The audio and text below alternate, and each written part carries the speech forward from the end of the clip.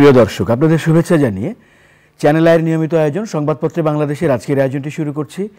আমি মীর মাসরুর জামান। এই আয়োজনে আমরা গণমাধ্যমের প্রধান সংবাদগুলোকে ঘিরে চলমান পরিস্থিতি নিয়ে আলোচনা করি। আলোচনার জন্য আজ সম্মানিত অতিথি হয়ে আমাদের সঙ্গে রয়েছেন সিনিয়র সাংবাদিক জনাব হাসনাইন খুরশিদ সূচি। আমরা স্বাগত জানাচ্ছি আপনাকে আমাদের মাঝে। ধন্যবাদ। প্রিয় দর্শক, আজ পয়লা ফাল্গুন, প্রকৃতিতে রঙের সমারোহ, মানুষের ভালোবাসার বার্তা ছড়াচ্ছেন মানুষ। আবার আজ পবিত্র শবে বরাত। ধর্মপ্রাণ মুসলমানরা যথাযোগ্য ধর্মীয় ভাবগাম্ভীর্য এবং মর্যাদায় এই দিনটি পালন করবেন। আমরা এই দিনে আমাদের আলোচনা শুরু করছি সম্মানিত অতিথির সঙ্গে। আমরা প্রথমে দর্শকদের শুভেচ্ছা জানি, তারপর আমরা মূল প্রসঙ্গে যাচ্ছি। আজকে পবিত্র শবে বরাত, এই পবিত্র রাতে আমরা সবাই ইবাদতের মধ্যে থাকি এবং আমরা আল্লাহর কাছে, পরম করুণাময় আল্লাহর কাছে আমরা চাই যাতে আমাদের দেশ শান্তির দেশ হোক, একটি সুন্দর সমৃদ্ধ দেশ হোক। আমরা যাতে সুন্দরভাবে গণতন্ত্রের উত্তরণ ঘটিয়ে সারা দেশে মানুষের শান্তি উন্নয়ন নিশ্চিত হোক, এটা আমরা আল্লাহর কাছে কামনা করি।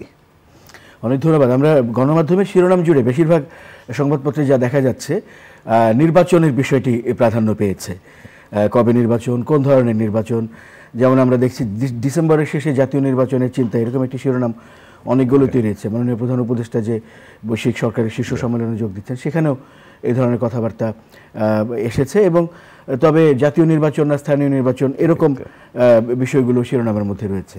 আমরা এই প্রসঙ্গ ঘিরে যদি আলোচনা করি, আমরা এটা দেখছি যে এই বছরের মধ্যে নির্বাচন হোক, এটা আমরা বারবার দাবি জানিয়ে আসছি, বারবার বলে আসছি যেটা হওয়া উচিত। কারণ যত বেশি অনির্বাচিত সরকার বা অন্তর্বর্তী সরকার যত দীর্ঘায়িত হবে, তত আসলে সংকট বাড়বে এবং সংকট বাড়ছে। আমরা দেখছি বিভিন্ন ক্ষেত্রে সংকট বাড়ছে। সেটা মানুষের জনজীবনে আর্থিক সংকট বাড়ছে, সমাজে অস্থিরতা বাড়ছে, অপরাধ বাড়ছে এবং বিভিন্ন ক্ষেত্রেই সংকটগুলো বাড়ছে। আমরা খুব দ্রুত গণতন্ত্র চাই এবং গণতন্ত্রের পথে যাওয়ার জন্য নির্বাচন ছাড়া আর কোনো বিকল্প নেই। নির্বাচন খুব বিলম্বিত করার মতন তো কোনো কারণ নেই। সংস্কারের বিষয়টা, বিচারের বিষয়টা অবশ্যই খুবই গুরুত্বপূর্ণ এবং বিচার নিঃসন্দেহে বিচার প্রক্রিয়া এগিয়ে যাচ্ছে। বিচার আরও দ্রুত, বাট দ্রুত করতে গিয়ে যাতে বিচারের স্বচ্ছতা নিয়ে কোনো প্রশ্ন না ওঠে, সুন্দর স্বচ্ছ বিচার হোক, যাতে এই বিচারের রায়, এই বিচারের প্রক্রিয়া সারা পৃথিবীর কাছে গ্রহণযোগ্য হয়। কারণ এই বিচার অত্যন্ত স্পর্শকাতর। শেখ হাসিনা এবং তার যে স্বৈরাচারী সরকার, তার যে সহযোগীরা যে ভয়াবহ গণহত্যা এবং নানা ধরনের অপকর্মগুলো গেছেন, সেটার বিচার আমরা চাই। সেই বিচার স্বচ্ছভাবে হোক, বিচারের প্রক্রিয়া তার মতন করে স্বাভাবিক প্রক্রিয়াতে এগিয়ে যাবে। কিন্তু বিচার কিংবা সংস্কারের জন্য নির্বাচন বিলম্বিত করা একদমই ঠিক হবে না, এটা আমরা মনে করি। তো গতকালকে প্রফেসর ইউনূস সাহেব বলেছেন যে ডিসেম্বরে নির্বাচন হতে পারে, এই সিদ্ধান্তকে আমরা স্বাগত জানাই। বাট একই সাথে তিনি বলেছেন যে সংস্কারের প্রয়োজনে 3 মাস বাড়তি সময় লাগতে পারে। এটা আমার কাছে বোধগম্য না এবং খুব গ্রহণযোগ্য মনে হচ্ছে না। সংস্কারের জন্য এখন তো সংস্কার প্রস্তাবগুলো, মূল প্রস্তাবগুলো সব 6 কমিশনের প্রস্তাব সামনে চলে এসছে। 6 কমিশনের চেয়ারম্যানদের সাথে নিয়ে প্রফেসর ইউনূসের নেতৃত্বে ঐক্যমত্য কমিশন গঠন করা হয়েছে। কমিশন আগামীকাল 15 তারিখ থেকে দায়িত্ব নেবে এবং আলোচনা শুরু করবে। এই কমিশনের মেয়াদ 6 মাস দেওয়া হয়েছে। 6 মাস অনেক বেশি সময়, কারণ এটা অলরেডি যেহেতু কমিশনের রিপোর্টগুলো এসেছে এবং সংস্কার কী চাই আমরা বা চাই না, রাজনৈতিক দলগুলো কারা কী চাই, সব কিছুই কিন্তু মানে মানুষের আলোচনার মধ্যে আছে। একটা ঐক্যমত্যে যে হয়তো কোনো কোনো ক্ষেত্রে ভিন্ন মত আছে, বিএনপি একরকম চাই, জামাত একরকম চাই, শিক্ষার্থীরা আরেক রকম চাই, জাতীয় নাগরিক কমিটি অন্যরকম চাই, এমন বিভিন্ন দিকে ভিন্ন মত আছে। কমিশনগুলো এক ধরনের প্রস্তাব করেছে। এই অবস্থায় ঐক্যমত্যে আনার জন্য যেহেতু এইটাই এখন সর্বোচ্চ অগ্রাধিকার পাচ্ছে, আলোচনা 1 মাস 2 মাস সর্বোচ্চ 3 মাস লাগতে পারে। এটা 6 মাস লাগবে কেন? এবং তারপর আবার মানে ডিসেম্বরের পরে আরও 3 মাস, এটা অনেক বেশি সময় হচ্ছে। আপনার হচ্ছে নভেম্বর ডিসেম্বরের মধ্যেই নির্বাচন হওয়া উচিত এবং সেটা সেভাবেই মানে আমরা দেখেছি যে প্রধান নির্বাচন কমিশন থেকে অলরেডি বলা হয়েছে যে ডিসেম্বর নির্বাচন ধরে নিয়ে তারা প্রস্তুতি নিচ্ছেন এবং সেটাই খুব যৌক্তিক। ডিসেম্বরের পরে যাওয়া, এই বছরের পরে যাওয়া ঠিক হবে না। আমরা আশা করি যে আগামী বছর, যে নতুন বছর আসবে, সেই বছরটা আমরা গণতন্ত্রের উত্তরণের ভিতর দিয়ে একটা গণতান্ত্রিক বাংলাদেশ পাবো। এরই সঙ্গে সম্পৃক্ত একটি শিরোনাম আমাদের সামনেই রয়েছে যে সুপারিশগুলো নিয়ে প্রধান উপদেষ্টা অধ্যাপক ডক্টর মোহাম্মদ ইউনূসের সঙ্গে আগামীকাল রাজনৈতিক দলগুলোর বৈঠক রয়েছে। মূলত জাতীয় ঐকমত্য কমিশন যেটি গঠন হয়েছে, তার যে প্রজ্ঞাপন জারি হয়েছে তার পরপরই এই বৈঠকের আয়োজন করা হলো। এই জাতীয় ঐকমত্য কমিশন যেটি গঠন করা হলো সেটি নিয়ে এবং যে সুপারিশগুলোর কথা এর মধ্যে আমরা জানতে পেরেছি, এগুলো নিয়ে আপনার বিশ্লেষণটি যদি বলতেন। কমিশনগুলো অনেক সুপারিশ দিয়েছেন এবং খুব স্বাভাবিক, অনেক সুপারিশ আসবে, এটাই স্বাভাবিক। কারণ যে ব্যাপক সংস্কারের কথা বলা হচ্ছে, যে 15টা কমিশন গঠন করা হয়েছে, 15 কমিশনের রিপোর্ট সবগুলো আমরা এখনও পাইনি, কিন্তু প্রধান যে 6টা কমিশনের রিপোর্ট, সেই রিপোর্টগুলো নিয়ে অলরেডি যেহেতু রিপোর্টগুলো প্রকাশিত হয়েছে, রিপোর্ট নিয়ে সব পর্যায়ে আলোচনা হচ্ছে, সবাই আলোচনা করছেন। রিপোর্টের অনেকগুলো দিক তো নিঃসন্দেহে ভালো এবং এটা সবার চাওয়া, অনেক দিন ধরেই মানুষ এই বিষয়গুলো চাচ্ছে যে সত্যিকার অর্থেই বাংলাদেশে কার্যকর অর্থবহ গণতন্ত্র হোক, মানুষের যে অধিকার, মানুষের যে মালিকানা, গণমানুষের মালিকানা রাষ্ট্রের উপরে, সেটা কায়েম হোক, আইনের শাসন কায়েম হোক এবং সব ধরনের দুর্নীতি অনিয়মের অবসান করে বাংলাদেশ একটা সুন্দর দেশ হয়ে উঠুক, সেটা সবাই চাই আমরা। এবং সেটার লক্ষ্যে যে সংস্কারগুলোর প্রয়োজন সেগুলো, কিন্তু অনেক প্রস্তাব আছে যেগুলো আসলে আমার কাছে মনে হয়েছে অবান্তর বা অপ্রাসঙ্গিক। যেমন বাংলাদেশের নাম বদলানো কারো দাবি ছিল না, নাম বদলানোর যে প্রস্তাব করা হয়েছে, সাংবিধানিক নাম বদলানোর, সেটা একটা খুব ভয়ঙ্কর ইম্প্যাক্ট হবে আর্থিকভাবে। আমরা এর আগেও বলেছি যে যখন শেখ হাসিনা ক্ষমতায় আসেন এবং এক ধরনের প্রতিহিংসা থেকে তিনি জিয়া আন্তর্জাতিক বিমানবন্দরের নাম বদলান এবং সেই নাম বদল করতে গিয়ে খরচ হয়েছিল 1200 কোটি টাকা। বাংলাদেশের নাম যদি বদলাতে হয় কত জায়গায় পরিবর্তন আনতে হবে, পাসপোর্ট, প্রত্যেকটা মানুষের পাসপোর্টের পরিবর্তন আনতে হবে, এনআইডিতে পরিবর্তন আনতে হবে, প্রত্যেকটা টাকার নোটে পরিবর্তন আনতে হবে, সারা দেশে সরকারি সব অফিসের সাইনবোর্ড থেকে শুরু করে প্রত্যেক অফিসারের মানে ভিজিটিং কার্ড, লেটারহেড প্যাড থেকে শুরু করে সব কিছু পরিবর্তন করতে হবে, বিপুল টাকা খরচ হবে। এটা কি আসলে দরকার? কেউ চেয়েছে এটা? কারো এই ধরনের অপ্রাসঙ্গিক অনেক কিছু। যেমন 4 প্রদেশ কেন হবে বাংলাদেশে? কোনো কারণ নেই। প্রদেশ কি মানে ইচ্ছে হলো আমার জনসংখ্যা বেড়ে গেছে সেই কারণে আমি প্রদেশ করবো? বাংলাদেশে আলাদা প্রদেশ হওয়ার কোনো কারণ নেই, বরং এটা এক ধরনের আঞ্চলিকতার চেতনা জাগিয়ে তুলতে পারে, যেটা দেশের নিরাপত্তার জন্য এক ধরনের হুমকি হয়ে উঠতে পারে।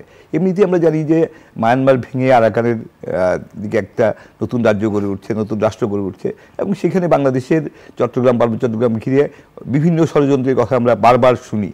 সেই সময় বাংলাদেশকে 4টি প্রদেশ করার তো আর্থিক ইম্প্যাক্টটা, সংস্কার প্রস্তাবগুলোর ব্যাপারে আমার সবচেয়ে বড় যেটা অবজারভেশন, আর্থিক ইম্প্যাক্টটা কেউ মনে হচ্ছে ভাবেই নেই। 4টা প্রদেশ করা মানে 4টা প্রাদেশিক সরকার হবে, 4টা প্রাদেশিক সংসদ হবে, প্রাদেশিক সংসদে নতুন প্রাদেশিক এমপি বা প্রভিন্সিয়াল পার্লামেন্টারিয়ান তৈরি হবে, সেইখানে একটা বিশাল খরচ তৈরি হবে এবং আলটিমেটলি আমরা বারবার বলছি যে আমাদের মাথা ভারী প্রশাসন, রাজনৈতিক ক্ষেত্রে, প্রশাসনিক ক্ষেত্রে প্রাদেশিক প্রশাসন তৈরি হবে, প্রাদেশিক সচিবালয় তৈরি হবে, প্রত্যেকটা জিনিসের পিছনেই প্রচুর টাকা খরচ হবে। বাংলাদেশ এটা অ্যাফোর্ড করতে পারে না। এমন অনেক প্রস্তাব আমরা দেখেছি যে প্রস্তাবগুলো আসলে একদমই অর্থহীন, অযৌক্তিক এবং আমি মনে করি এই প্রস্তাবগুলো নিয়ে আলোচনা করে সময় ক্ষেপণ করার কিছু নেই, এটা শুরুতেই বাদ দিয়ে দেওয়া উচিত ছিল। এমন অনেক প্রস্তাব আসারই কোনো কারণ ছিল না। আমি ইভেন যদিও সব দলই দ্বিকক্ষ বিশিষ্ট পার্লামেন্টের কথা বলছে, আমি কিন্তু দ্বিকক্ষ বিশিষ্ট পার্লামেন্টের বাংলাদেশে কোনো যৌক্তিকতা দেখি না। কারণ দ্বিকক্ষ, উচ্চকক্ষ বা সিনেট যেটা হবে, সিনেটে কারা আসবেন? সিনেটে 100 সিনেটর নিয়ে সিনেট করার কথা বলা হচ্ছে। সেই সিনেটে রাজনৈতিক দলগুলো কাদের মনোনয়ন? আলটিমেটলি যেটা হচ্ছে যে সিভিল সোসাইটি বলে আমাদের সিভিল সোসাইটি পুরোটাই রাজনীতি প্রভাবিত এবং অনেকটা দলের অঙ্গ সংগঠনের মতন। সো দল থেকে তার সেই দলীয় মানসিকতার সিনেটররা যখন যাবেন, তারা কি আসলে দলীয় চিন্তার বাইরে, দলীয় আদর্শের বাইরে, দলীয় সিদ্ধান্তের বাইরে গিয়ে নিজের বিবেক বা বিবেচনা খাটিয়ে কোনো কথা বলতে পারবেন? মানে আমাদের সংস্কৃতিতে এখনও সেই জিনিসটা নাই। আমরা বরং 70 অনুচ্ছেদ তুলে দিয়ে সংসদ সদস্যরা যাতে স্বাধীনভাবে কথা বলতে পারেন, স্বাধীনভাবে তাদের সিদ্ধান্ত জানতে পারেন, হয়তো দু একটা ক্ষেত্র ছাড়া, যে অনাস্থা প্রস্তাব এলে সেক্ষেত্রে দলের বা জোটের হুইপিং থাকতে পারে, এই ধরনের দু একটা প্রশ্ন ছাড়া বাকি সব ক্ষেত্রে যাতে তারা স্বাধীনভাবে কথা বলতে পারেন, সেই পরিবেশটা বরং তৈরি করা জরুরি। একটা সিনেটর তৈরি করে দলীয় যে সুশীল ব্যক্তিরা আছেন তাদেরকে এক ধরনের মর্যাদা দেওয়া ছাড়া আর কিছুই হবে না। দ্বিকক্ষ বিশিষ্ট সংসদের বিষয়ে আরেকটু গুরুত্বের সাথে ভাবা উচিত। এরকম আরও অনেকগুলো প্রস্তাবের ক্ষেত্রেই মানে মহিলা আসন আমরা দেখেছি যে একটা সময় খুব মানে এরশাদ আমলে আমার মনে আছে যে তখন 30 জন এমপি ছিলেন এবং জায়জাদিনে একটা কাভার স্টোরি খুবই আলোচিত হয়েছিল যে 30 সেট অলংকার। আসলে মহিলা এমপিদের ভূমিকা যদি আলংকারিক ভূমিকা থেকে যায়, তারা যদি শুধুই অলংকার হয়ে থাকেন, তাহলে আলটিমেটলি কোনো ইয়ে নেই। সো ইম্প্যাক্টটা তৈরি করতে হবে যে মহিলা এমপিদের মান এবং তারা যদি আসলেই বাংলাদেশের নারী সমাজের প্রতিনিধিত্ব করতে পারেন এবং বাংলাদেশের মেয়েদের স্বার্থের দিকগুলো, মেয়েদের স্বাধীনতার দিকগুলো, মেয়েদের অধিকারের দিকগুলো, সেই দিকগুলো যদি প্রতিষ্ঠা করার জন্য সংসদে কাজ করতে পারেন। এর বাইরে সাংসদ হিসেবে তারা তো অবশ্যই অন্য সব কাজই করবেন, কিন্তু তারা নারী সমাজের যে অধিকার, সেই অধিকারের জন্য অনেক বেশি লড়াই করবেন সংসদে। সেটা কিন্তু আমরা কখনোই দেখিনি, বরং দেখেছি যে আত্মীয় স্বজন, ঘনিষ্ঠ লোকজন যাদের কোনো রকম কোনো যোগ্যতা নেই, এমন এ ধরনের মহিলা এমপিরাই বেশিরভাগ ক্ষেত্রে এসছেন। তো আত্মীয়তার মানে এই সংস্কৃতি থেকে বের হয়ে আসা হুট করে তো হবে না। সংস্কৃতির পরিবর্তন, স্বভাবের পরিবর্তন খুব সহজে হয় না। তো এটাতে বরং অনেক বেশি সংস্কার কমিশনগুলোর মনোযোগ দেওয়া উচিত ছিল। সেইখানে না গিয়ে সংখ্যা বাড়ালে কী লাভ হবে? সংখ্যা বাড়লে এতদিন পর্যন্ত 50 জন মহিলা এমপিকে এমপি হোস্টেলে জায়গা দিতে হতো, তাদের অফিস দিতে হতো, তাদের স্টাফ, তাদের জন্য উন্নয়ন বরাদ্দ, তাদের জন্য শুল্ক মুক্তকারী, এরকম অজস্র সুবিধা দিতে হতো। এখন 100 জনকে দিতে হবে। আমরা যারা সাধারণ জনগণ, এই সব কিছু তো আমাদের করের টাকায় দেওয়া হয়। আমাদের করের টাকায় আরও 50 জন মানুষকে মানে সুবিধা দেওয়া হবে। আমাদের কী লাভ হবে? 50 হোক আর 100 সেটা ইস্যু নয়। ইস্যু হচ্ছে যে কার্যকর অর্থবহ হওয়া। অর্থবহ করতে পারলে 5 জন দিয়েও সম্ভব। 24 জন উপদেষ্টা দিয়ে যদি রাষ্ট্র পরিচালনা করা সম্ভব হয়, তাহলে 50 জন মহিলা এমপি দিয়ে কেন বাংলাদেশের নারী সমাজের অবস্থার পরিবর্তন করা যাবে না? সেই জায়গায় আসলে যে কি করলে অর্থবহ হবে, সেই জায়গাটাই মনোযোগ দেওয়া উচিত বাংলাদেশের। এবং এই যে মহিলা এমপিদের আরেকটা কথা বলা হয়েছে যে মহিলা এমপিরা মানে গড়ে 3টা সাধারণ আসনের বিপরীতে 1 জন মহিলা এমপি হবেন গড়ে।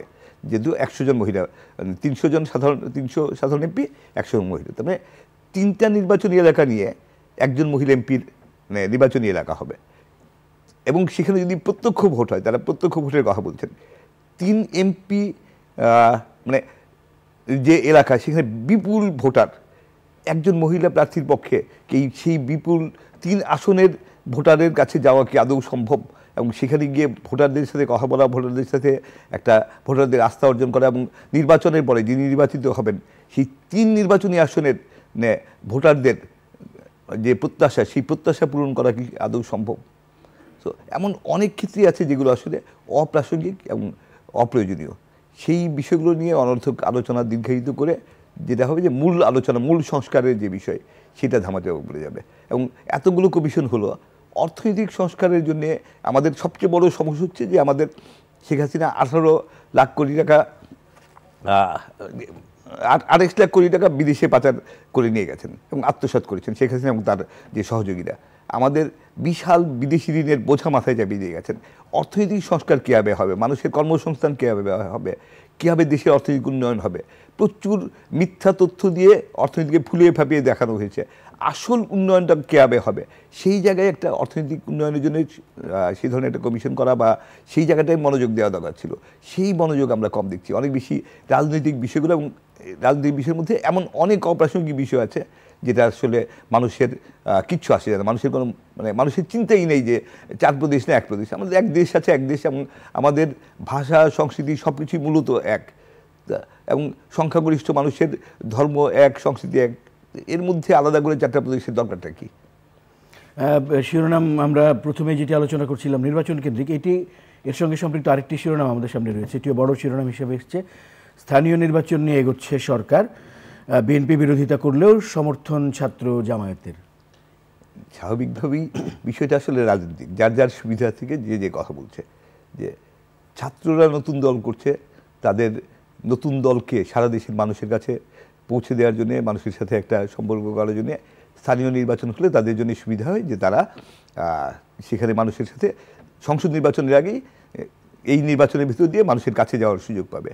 আবার জামাতের একটা বড় ইস্যু হচ্ছে, জামাত স্বাভাবিকভাবেই স্থানীয় নির্বাচন হলে, যে বিএনপি যেহেতু সবচেয়ে বড় দল এবং বিএনপি নির্বাচনে বিজয়ী হওয়ার সম্ভাবনা অনেক বেশি, স্থানীয় নির্বাচন হলে, স্থানীয় নির্বাচন এবার আশা করছি আমরা যে এই সামনের স্থানীয় নির্বাচনগুলো অরাজনৈতিক ভিত্তিতে হবে। সেখানে বিএনপির একাধিক প্রার্থী থাকবে, তাদের মধ্যে বিরোধ হবে, দ্বন্দ্ব হবে, এবং স্থানীয় এই বিরোধগুলো আলটিমেটলি স্থানীয় পর্যায়ে বিএনপিকে দুর্বল করবে এবং তাতে সুবিধা পাবে জামাত সংসদ নির্বাচনে গিয়ে। জামাত তার জায়গা থেকে চেষ্টা করছে, বিএনপি তার ফোকাস ঠিক রাখতে যাচ্ছে, মানে বিএনপি চাচ্ছে তার দলীয় ঐক্যকে ধরে রাখতে, তৃণমূল পর্যায়ে যাতে দলীয় ঐক্য কোনোভাবে নষ্ট না হয় সেই জন্য তারা স্থানীয় নির্বাচন এখন কোনোভাবেই চাচ্ছে না, তারা আগে জাতীয় নির্বাচন চাচ্ছে। ব্যক্তিগতভাবে আমি মনে করি যে সরকারের আসলে স্থানীয় নির্বাচন আমরা অবশ্যই চাই, স্থানীয় সরকার শক্তিশালী হোক, কিন্তু এটা আমাদের অগ্রাধিকার নাই এই মুহূর্তে। এই মুহূর্তে আমাদের প্রয়োজন হচ্ছে দ্রুত গণতন্ত্র উত্তরণ। দ্রুত গণতন্ত্র উত্তরণ হলে সেটার জন্য দরকার হচ্ছে সংসদ নির্বাচন। আর মূল ফোকাসটা ঠিক রেখে সামনে এগোনো উচিত। আগে সংসদ নির্বাচনই হওয়া উচিত, অন্য কোনো দিকে মাইন্ড ডাইভার্ট করে আলটিমেটলি গণতন্ত্রের জন্য নির্বাচনের জন্য ভালো হবে না। এবং এই ধরনের বিষয় এক ধরনের বিরোধকে উস্কে দেবে, তৃণমূল পর্যায়ে বিরোধ তৈরি করবে, যেটা পরে জাতীয় নির্বাচন করতে গিয়ে যে শান্তিপূর্ণ নির্বাচনের যে পরিবেশ তৈরি করাটা এই সরকারের দায়িত্ব, সেইখানে বাধাগ্রস্ত বা চ্যালেঞ্জের মুখে পড়তে পারে সরকার অনেক বেশি। সো জাতীয় নির্বাচন থেকে কোনোভাবেই ফোকাস নড়ানো ঠিক না, প্রথমেই জাতীয় নির্বাচন এবং জাতীয় নির্বাচন আগে করব এই লক্ষ্য নিয়েই সরকারের এগিয়ে যাওয়া উচিত। আমরা আইন শৃঙ্খলা বিষয় নিয়ে তো অনেকদিন ধরেই শিরোনাম দেখে আসছিলাম, আলোচনাও হয়ে আসছে বিভিন্ন পর্যায়ে। এরকম একটি শিরোনাম, আইন শৃঙ্খলা রক্ষায় সশস্ত্র বাহিনী চান ডিসিরা, ডিসি সম্মেলন 2025-কে ঘিরে এই শিরোনামটি করা হয়েছে। সশস্ত্র বাহিনী কি অনন্তকাল আইন শৃঙ্খলা নিয়ন্ত্রণ করবে? এটা কোনো সভ্য গণতান্ত্রিক সমাজে হয় না। নিঃসন্দেহে সিভিল ফোর্সই লাগবে। তো পুলিশকেই শক্তিশালী করতে হবে। পুলিশের মধ্যে যে অনাস্থা তৈরি হয়েছে, যে আত্মবিশ্বাসের ঘাটতি তৈরি হয়েছে, সেই জায়গায় পুলিশের মনোবল বাড়ানো, পুলিশে প্রচুর এখনও যারা দলীয় ভিত্তিতে আওয়ামী লীগ নিয়োগ করেছিল এমন অনেক সদস্য রয়ে গেছে, আমরা জানি। সেই সদস্যগুলোদেরকে যারা স্বৈরাচারের সহযোগী তাদের চিহ্নিত করে তাদের পুলিশ থেকে বের করে দিতে হবে এবং পুলিশের প্রয়োজনে নতুন রিক্রুট করে ট্রেন করে পুলিশকে একটা সত্যিকার অর্থেই জনবান্ধব পুলিশ হিসেবে গড়ে তুলতে হবে। এবং পুলিশ দিয়েই আসলে আইন শৃঙ্খলা নিয়ন্ত্রণ করতে হবে, সশস্ত্র বাহিনী দিয়ে না। সশস্ত্র বাহিনী জাতীয় নিরাপত্তার জন্য কাজ করবে, সশস্ত্র বাহিনী দিয়ে নিয়মিত আইন শৃঙ্খলা রক্ষার চিন্তা আমার মনে হয় গ্রহণযোগ্য না। জুলাই আগস্ট গণহত্যা বিষয়ে জাতিসংঘের যে প্রতিবেদন, সেই প্রতিবেদনকে ঘিরে শিরোনাম হয়েই আসছে প্রতিদিন। এখন যে শিরোনামটি আমাদের সামনে সেটি হচ্ছে জাতিসংঘের প্রতিবেদনে আরও রোমহর্ষক তথ্য, পদে পদে মানবাধিকার লঙ্ঘন।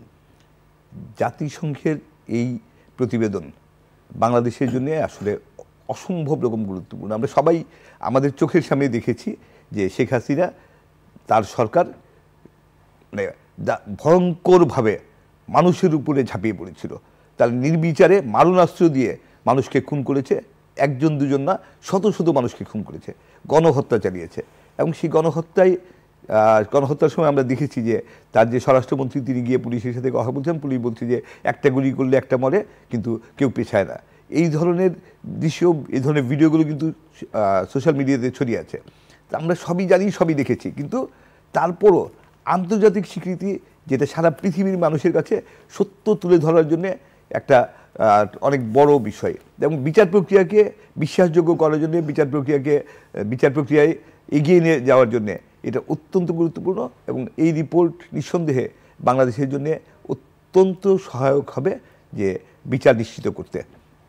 আমরা এই রিপোর্টে বারবার যেটা এসেছে যে শেখ হাসিনা মানবাধিকার বিরোধী হত্যাযজ্ঞ চালিয়েছেন, এবং সেটা মানে এবার জাতিসংঘ বললো, এবার তো ইয়ে না। তো শেখ হাসিনাকে ভারত থেকে ফিরিয়ে আনা, যেখানে বাংলাদেশ বারবার অনুরোধ করা সত্ত্বেও ভারত কোনো সাড়া দিচ্ছে না, জাতিসংঘের এই রিপোর্ট সংযুক্ত করে যখন তাকে ফিরিয়ে আনার উদ্যোগ নেওয়া হবে, তার যে সহযোগীরা, সাবেক স্বরাষ্ট্রমন্ত্রী যাকে বাংলাদেশের কসাই বলা হচ্ছে, সেই কামাল বা ওবায়দুল কাদের বা অন্য যারা ভারতে লুকিয়ে আছে বা অন্যান্য দেশে লুকিয়ে আছে যারা, হাসান মাহমুদ আরাফাত থেকে শুরু করে, তাদের ফিরিয়ে আনার জন্য এই রিপোর্ট অত্যন্ত সহায়ক হবে। এবং সেই রিপোর্টকে সাথে নিয়ে, সেই রিপোর্টের ভিত্তিতে এই সরকার খুব দ্রুত তাদের ফিরিয়ে আনার জন্যে যা কিছু প্রয়োজন সেই পদক্ষেপ নেবে, এটা আমরা আশা করি। আমরা রমজান মাস সামনে এলেই অনেক শিরোনাম দেখি, বিশেষ করে নিত্যপণ্য নিয়ে, রমজানের অপরিহার্য পণ্যগুলো নিয়ে। তার মধ্যে একটি ভোজ্য তেল, দোকানে ভোজ্য তেল নেই এরকম একটি শিরোনাম আমাদের সামনে রয়েছে। তেল নিয়ে কিন্তু বারবারই এক ধরনের তেলেসমাতি হচ্ছে, এর আগেও হয়েছে, বারবারই হচ্ছে। তেলের এর আগেও বাজার থেকে তেল হাওয়া হয়ে গিয়েছিল, তেল পাওয়া যাচ্ছে, বদলজাত তেল পাওয়া যাচ্ছিল না। তখন একবার বলা হলো যে তেলের দাম বাড়াতে হবে, সরকার 8 টাকা বাড়ালো, তারপরে আবার তেল আসলো, বাজারে তেল পাওয়া গেল, কিন্তু দাম বেড়ে গেল। দাম বৃদ্ধির এই ইম্প্যাক্টটা তো আমাদের নিতে হচ্ছে, আমরা যারা সাধারণ মানুষ বেশি দাম দিয়ে তেল কিনতে হচ্ছে। তারপরও মনে হচ্ছে যারা মানে এক ধরনের বাজার সিন্ডিকেট কাজ করছে বলে বারবার অভিযোগ আসছে। তো সরকারের তো অলরেডি 6 মাস হয়ে গেছে, শুধু তেল না, তেলের ক্ষেত্রে বেশি হচ্ছে, অন্যান্য ক্ষেত্রে হচ্ছে, চাল, মুরগি, মাংস, গরুর মাংস, সব কিছুর ক্ষেত্রেই, ইভেন সবজির দামও আমরা একটা সময় অস্বাভাবিক দেখেছি। এখন শীতের মৌসুম বলে, সবজির মৌসুম বলে একটু দামটা সহনীয় পর্যায়ে আছে, কিন্তু এর আগে আমরা সবজির দাম দেখেছি অনেক বেশি। তো কোনোভাবেই তো বাজার নিয়ন্ত্রণ করা যাচ্ছে না। সরকার বারবার বলছে এই সিন্ডিকেট ভাঙা যাচ্ছে না, ভাঙা যাচ্ছে না বলা কোনো সুযোগ নেই। দায়িত্বে বসে, দায়িত্ব তো যখন আপনারা নিয়েছেন, দায়িত্বে যখন যেহেতু আপনারা আছেন, আপনাদের সফল হতেই হবে, এবং এই সরকার সফল হোক এটা আমরা চাই। অনেক অনেক ধন্যবাদ জনাব হাসান খুরশিদ সূচি আজকে আমাদেরকে সময় দেওয়ার জন্য। প্রিয় দর্শক, আপনাদেরও ধন্যবাদ সঙ্গে থাকার জন্য। আমরা জানি যে পবিত্র শবে বরাত উপলক্ষে আজ দৈনিক সংবাদপত্র কার্যালয়গুলো বন্ধ থাকবে, আগামীকাল সংবাদপত্র প্রকাশ হবে না, কাজেই এই আয়োজনটি আগামীকাল অনুষ্ঠান হবে না, এরপর থেকে আবার যথারীতি চলবে আয়োজন, এবং আপনারাও সঙ্গে থাকবেন বলে আশা করি। ভালো থাকবেন সবাই। আজকের আয়োজনটি এই পর্যন্তই। সবার জন্য শুভকামনা।